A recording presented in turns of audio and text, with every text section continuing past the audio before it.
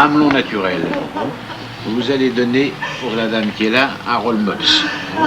Ensuite, vous allez donner pour la dame qui est là un matou, car on a tous pris des hors-d'œuvre différents.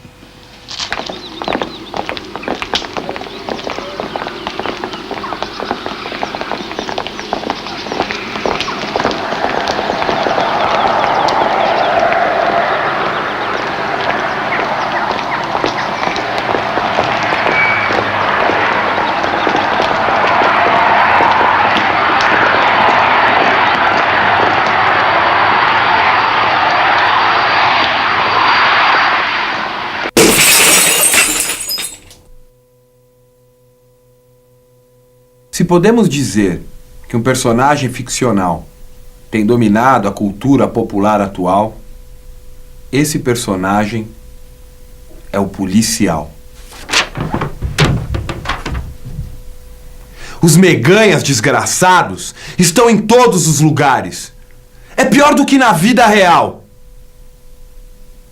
Agora, nós fomos reduzidos ao status de vítimas sem poder. Já não representamos o papel principal. Já não somos mais heróis de nossas próprias histórias. Fomos marginalizados e substituídos pelo outro, o policial. Primeiro as vítimas, as minorias chorosas reclamando por seus direitos. Por Deus, quem não pertence a alguma minoria hoje? Por Deus, quem não pertence a alguma minoria hoje? Até os churrascos violam regulamentos sobre emissão de fumaça. As diversões mais simples acabam por infringir alguma lei. Na personalidade do espírito livre, a energia flui desimpedida e, portanto, turbulenta, mas gentil. O seu caos encontra seu estranho atrator para que novas ordens espontâneas surjam. Os policiais da mídia, assim como seus precursores teleevangélicos, preparam-nos para o advento, a vinda final ou o êxtase do Estado policial. As guerras ao sexo e às drogas. Controle total e totalmente esvaziado. De qualquer conteúdo. Um mapa sem coordenadas. E nenhum espaço conhecido. Muito além do mero espetáculo. Puro êxtase. Permanência fora do corpo. Simulacro obsceno. Violentos espasmos sem significado. Elevado ao último princípio de governo.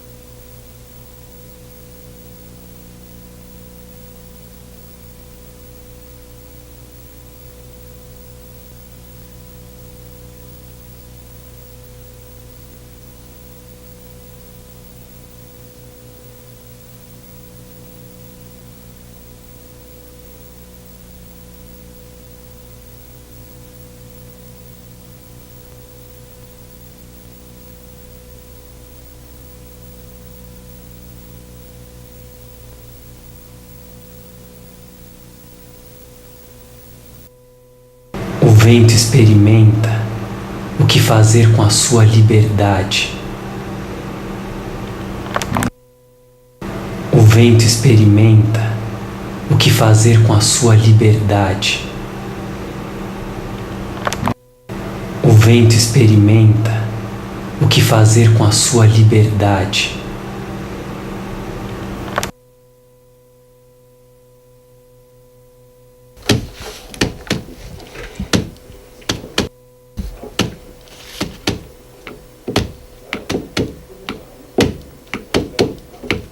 A vida produtiva neoliberal exige provas, comprovações, certificações, prêmios, reconhecimentos aos mais simples empregados e aos mais refinados cientistas e artistas.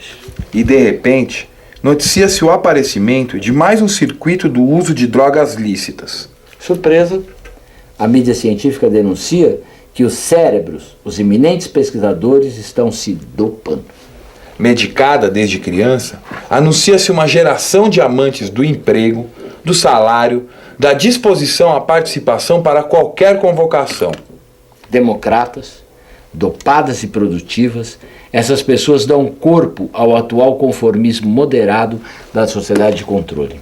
Do outro lado desse miserê estão os famélicos, os favelados, as crianças feias, sujas e zoadas, no meio de polícias e empresas de prósperos tráficos ilegais vinculados às empresas legais.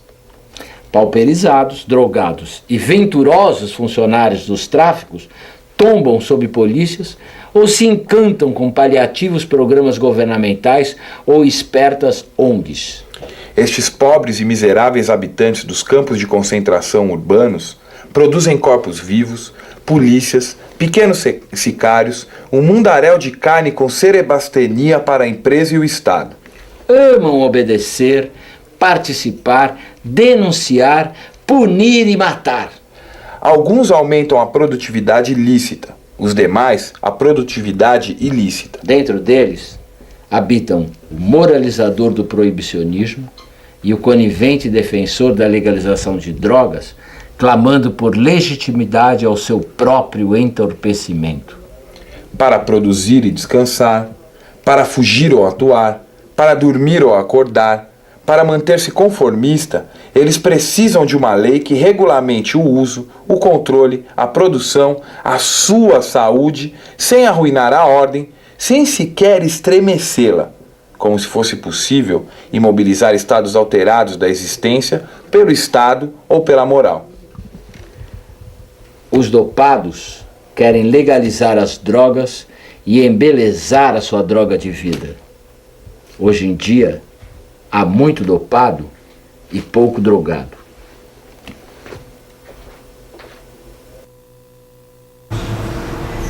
Transformar o ânimo. Como pode a revolução significar a sujeição de alguém? Como pode a liberdade significar o domínio sobre o ex-rei de parte dos seus súditos?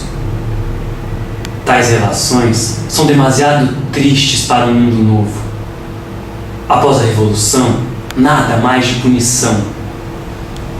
Mas estamos falando de uma transformação no espírito, no ânimo.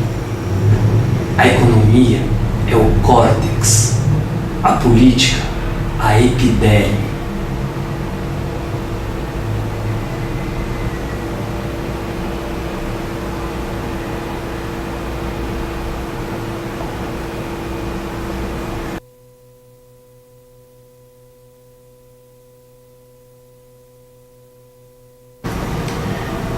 Queimarei o louco, ébrio de orgulho, raivoso de fraqueza, que destilava haxixe em frascos verdes na paisagem alpina.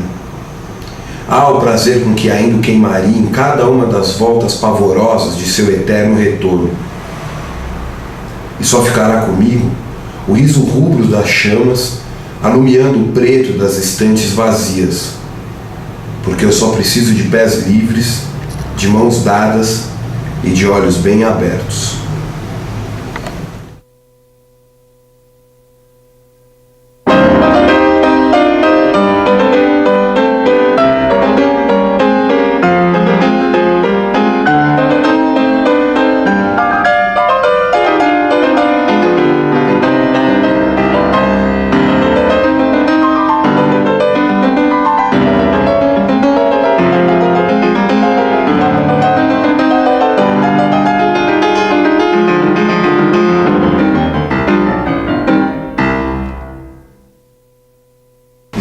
escutará comigo o riso rubro das chamas, alumiando o preto das estantes vazias, porque eu só preciso de pés livres, de mãos dadas e de olhos bem abertos. Contra o Estado, contra o macho, contra a polícia. A explosão transgressiva do movimento de mulheres em 68 escancarou que qualquer Estado é algo de muito macho. Fazer-se livre na vida contra esta macheza é coisa bem diversa de papo institucional, do papo do movimento. Mulheres atentas ao movimento das coisas sabem, pelo que experimentam em seus corpos, que todo macho tem muito Estado dentro de si e que em cada macho habita um polícia. E todo papo macho acaba desaguando em papo modelar que exige fixação, reconhecimento, identidade e governo. Conversa de mulher contra o Estado nas mulheres. É preciso um tanto de loucura delicada para liberar-se de um jeito de pensar com os rancores de mulher ressentida, que permanece com a cabeça fixa no Estado, uniformiza aquilo que difere homens imperdíveis de machos abomináveis e negligencia a armadilha policial que há na dissolução de cada uma pela expressão mulheres em geral. Papo de mulher anarquista. Mulheres e homens singulares em movimento experimentam delícias que descobrem e surpreendem suas diferenças irredutíveis. Papo livre, diverso do debate institucional do feminismo. Papo livre, atravessado por exuberâncias entre amigos. Sexo livre, sexo solto, entre sabores úmidos da devoração de cada poro e mucosas que exalam odores inconfundíveis, únicos. Papo livre, liberado dos machos de plantão. Papo anarquista.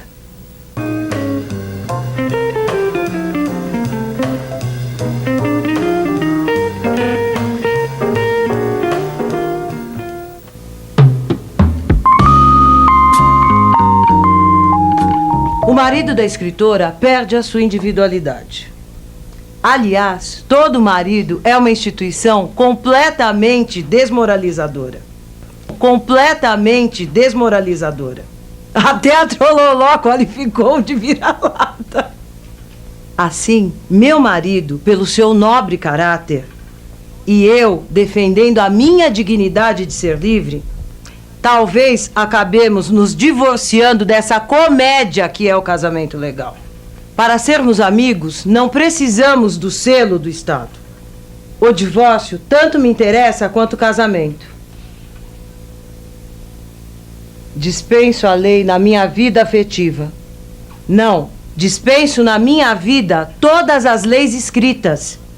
E eu me desvencilharei das leis conjugais, que me reduzem à categoria de propriedade privada de um cidadão, que me rebaixam à categoria de coisa, de objeto, a situação deprimente de protegida e tutelada, sujeito às vontades e aos caprichos do marido, e ao rigor das leis como esposa.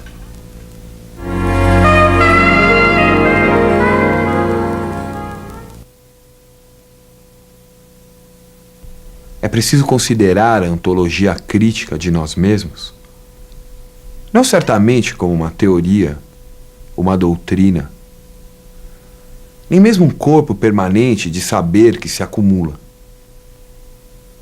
É preciso concebê-la como uma atitude, um ethos, uma via filosófica em que a crítica do que somos é simultaneamente análise histórica dos limites que nos são colocados e prova de sua ultrapassagem possível.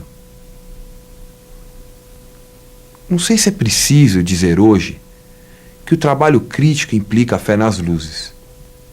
Ele sempre implica, penso, em um trabalho sobre os nossos limites. um trabalho paciente que dá forma à impaciência da liberdade.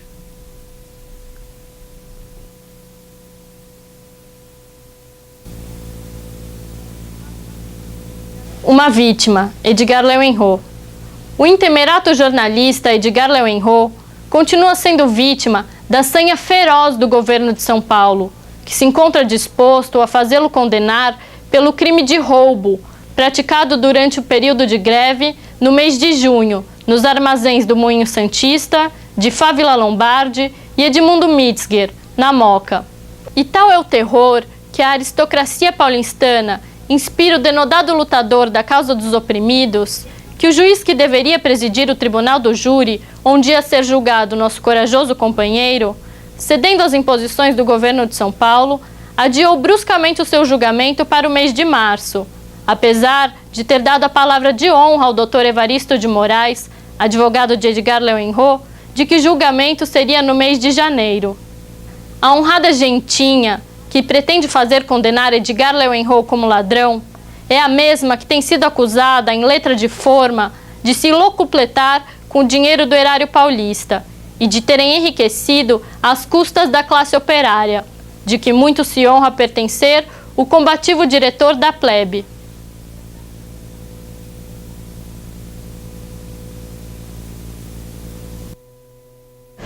Ser seu amigo e lutar com você. Reviravolta de dois amigos. Entrar no jogo da verdade para afirmar uma verdade no risco. Vitalizar, vitalizar-se. Exercitar a coragem. Essa intensidade da vida anarquista. Essa intensidade da vida anarquista fere, mas não mata. Vida, vida, vida. Viva a vida ávida por novos e outros combates ao seu lado. Pulsar, pulso.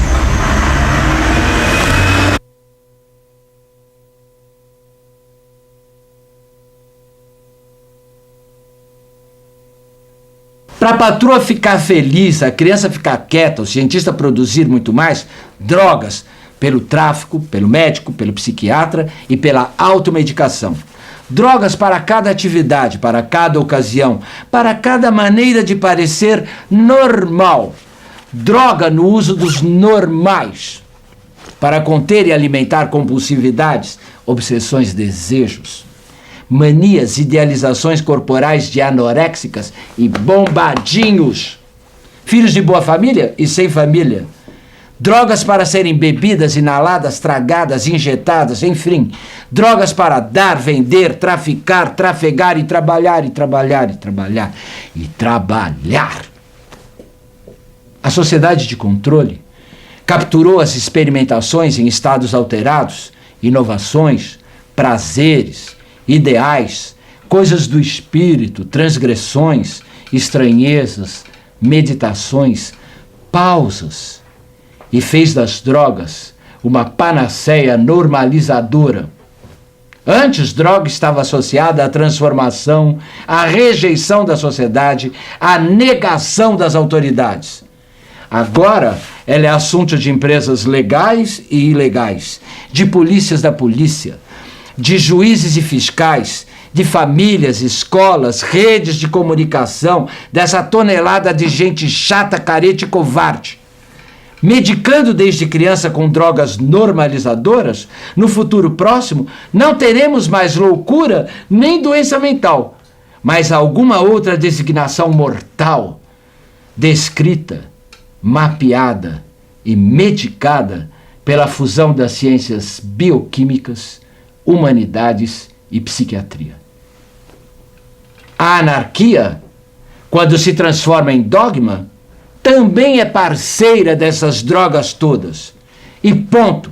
O resto é restauração da moral. Bum!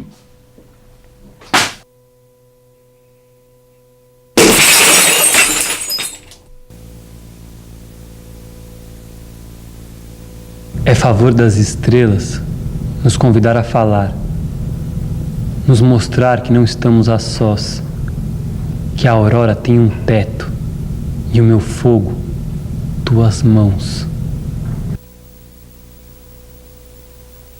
Em tempo de guerra, todo o resto não tem nenhuma importância.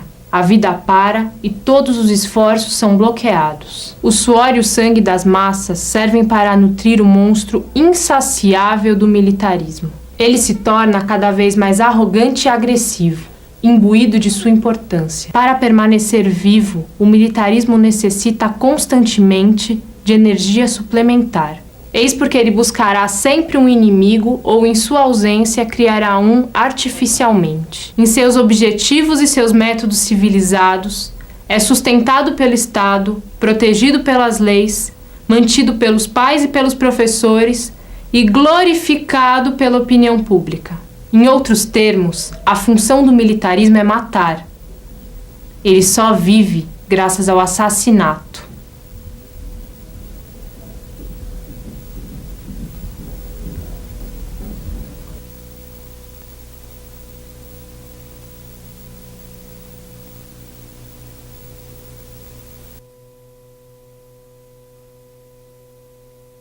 De todas as águas claras, a poesia é a que menos tarda no reflexo de suas pontes. Poesia, vida futura dentro do homem requalificado.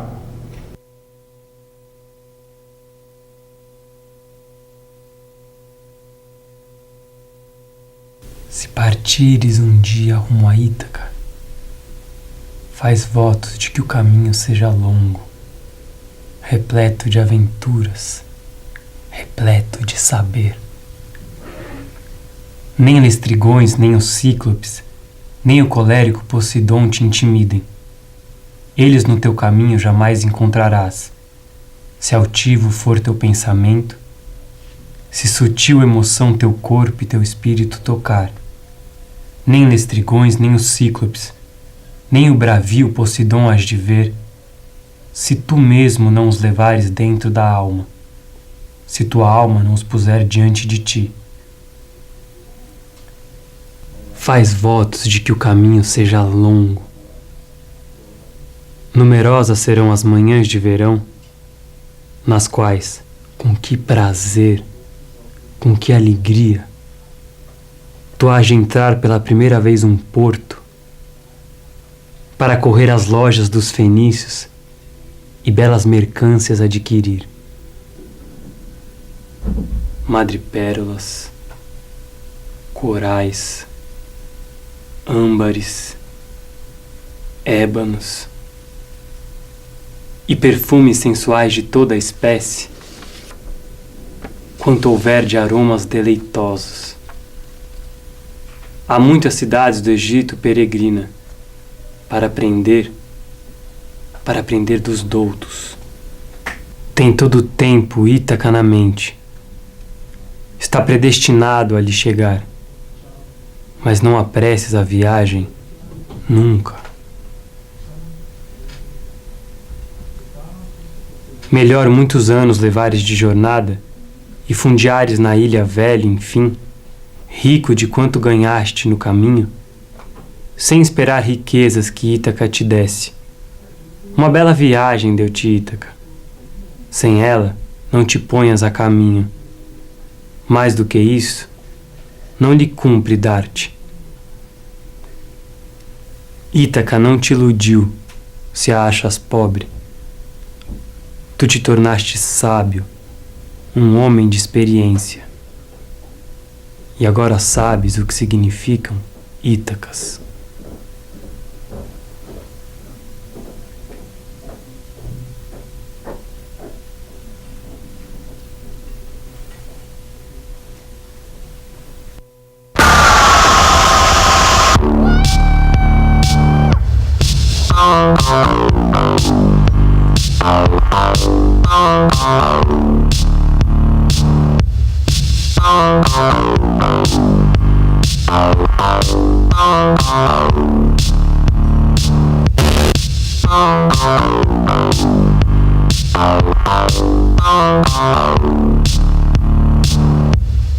Oh,